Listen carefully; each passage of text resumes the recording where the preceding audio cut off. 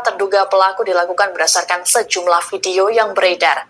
Saat ini para terduga pelaku masih dalam tahap pemeriksaan oleh penyidik. Solehin memastikan situasi rumah doa tersebut telah aman. Ia pun meminta warga agar tidak gegabah dalam menyikapi sesuatu hal. Untuk diketahui, aksi perusakan tersebut mengakibatkan 2 anak terluka dan sejumlah bagian rumah rusak. Wali Kota Padang, Fadli Amran pun telah turun tangan dan melakukan mediasi. Fadli menyebut insiden ini bukan perselisihan agama, melainkan murni kesalahpahaman. Ia memastikan rumah yang dirusak bukanlah gereja, melainkan tempat pendidikan siswa Kristen. Untuk kejadian ini sendiri Pak, berapa orang yang sudah kita amankan saat ini? Yang sudah kita amankan 9 orang, tentunya akan berkembang lagi. 9 orang ini adalah sesuai dengan apa yang ada di video yang sudah ada, karena ada bukti-bukti itu berdasarkan yang kami amankan semua. Jangan masyarakat gegabah, jangan masyarakat bertindak anarkis, semua ada hukum. Jadi siapa yang berbuat tentunya akan bertanggung jawab. Jadi kami datangi kejadian juga langsung anggota PKP dan berproses. Nanti punya polisi sebenarnya. Polisi. Tahu lah. Tadi bisa bincang sama warga sini, bagaimana sebenarnya? Warga tadi kan tanya, saya kan aman, nggak ada ini apa-apa. Ya, intinya udah aman, situasi aman, sudah terkendali. Jadi tidak ada himbauan sedikit untuk masyarakat mana? Ya, himbauan kepada masyarakat tolong jangan bertindak sendiri yang tidak baik. Kalau ada apa-apa lebih baik dibicarakan dengan aparat setempat. Ada pihak kelurahan, ada babin, ada babinsa, ada kapolsek. Jadi kalau bertindak sendiri ya nanti resiko sendiri. Tentunya yang rugi siapa? Yang rugi dari sendiri juga. Kitanya adalah negara hukum. Tentunya semua ada aturan hukum. Tidak bisa kita bertindak anarkis atau kemauan sendiri. Semua bisa dibicarakan, bisa dikomunikasikan. Tadi kita telah menyaksikan cuplikan video daripada berita heboh lagi teman-teman, yaitu tentang pengerusakan gereja atau rumah doa umat Kristen yang berada di Padang ini teman-teman.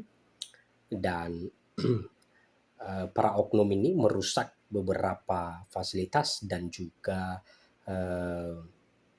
rumah-rumah ibadah, dan di sini dikatakan banyak warga yang panik dan juga ada 2 orang anak yang terluka. Dan dalam hal ini pihak keamanan sudah mengamankan beberapa orang, yaitu 9 orang. 9 orang sudah diamankan, dan mudah-mudahan kedepannya ini akan jadi pengalaman kita agar lebih berhati-hati dalam bertindak. Karena kesalahpahaman itu wajar ada, cuman kita lebih berpikir lagi seperti apa kedepannya. Apakah yang kita buat itu tidak ada resikonya, dan juga lebih bertindak hati-hati lagi. Rumah doa umat Kristen di Padang dirusak saat jemaat doa polisi saat jemaat berdoa. Polisi tangkap 9 orang.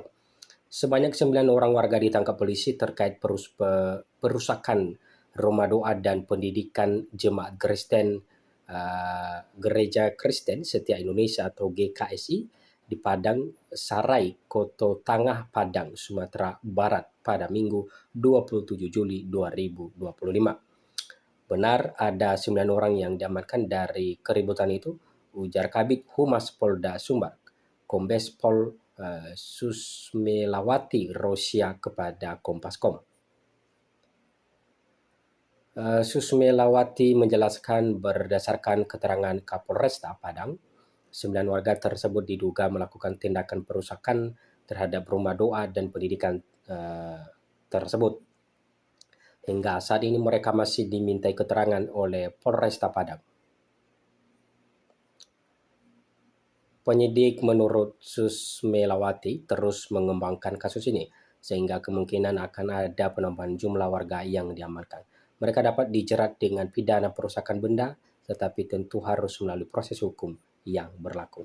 Susmelawati juga menghimbau masyarakat untuk tidak mengambil tindakan sendiri, mengingat Indonesia adalah negara hukum. Tidak boleh main hakim sendiri, tidak ada konflik, laporkan segera ke polisi.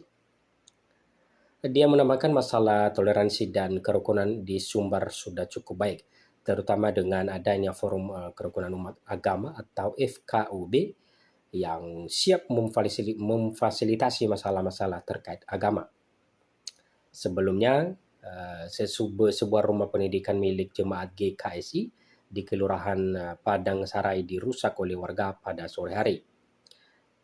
Kaca-kaca jendela rumah tersebut pecah akibat dilempari batu dan 2 siswa mengalami luka gores akibat serpihan kaca.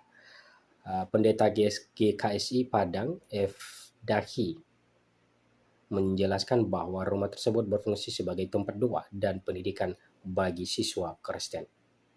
Dahi menceritakan saat kejadian puluhan jemaat sedang berdoa di sana dan siswa sedang belajar. Saat itu datang ketua RW dan RT memanggil untuk berbicara di belakang rumah. Namun di depan warga ramai datang dan melakukan perusakan, kata Dahi. Ia menambahkan bahwa kaca-kaca dipecah, listrik diputus dan banyak peralatan yang dirusak. Ketua FKUB Padang Salmadanis membenarkan bahwa peristiwa tersebut disebabkan oleh kesalahpahaman. Ia menjelaskan awalnya siswa Kristen belajar pendidikan agama dengan didatangi pendeta dari rumah ke rumah. Namun dalam beberapa pertemuan terakhir siswa tersebut dikumpulkan di rumah itu yang menimbulkan kesalahpahaman di kalangan warga. Warga mengira rumah itu adalah tempat beribadah yang tidak diberitahukan kepada mereka. Sebenarnya sudah ada surat yang disiapkan, namun tidak disampaikan ke tangan ketua RT, RW atau RT, ungkap Salmadanis. Ia menambahkan kehadiran puluhan siswa yang datang dan di antara orang tua mereka membuat warga setempat bertanya-tanya yang kemudian memicu tindakan perusakan. Ada puluhan siswa yang belajar di sana dan di antara orang tuanya sehingga ramai warga setempat bertanya-tanya karena tak ada pemberitahuan sehingga muncul tindakan perusakan itu. Salmadanis berharap kesalahpahaman serupa tidak terjadi di masa mendatang. Setiap agama itu mengajarkan kerukunan atau toleransi, semuanya bisa dibicarakan agar tak terjadi kesalahpahaman. Oke teman-teman, mudah-mudahan dengan terjadinya perusakan rumah doa Kristen di Padang ini ada perdamaian dan bisa dibicarakan baik-baik. Oke teman-teman, sekian saja dulu konten kita atau video kali ini dan jangan lupa dukung terus. Terima kasih.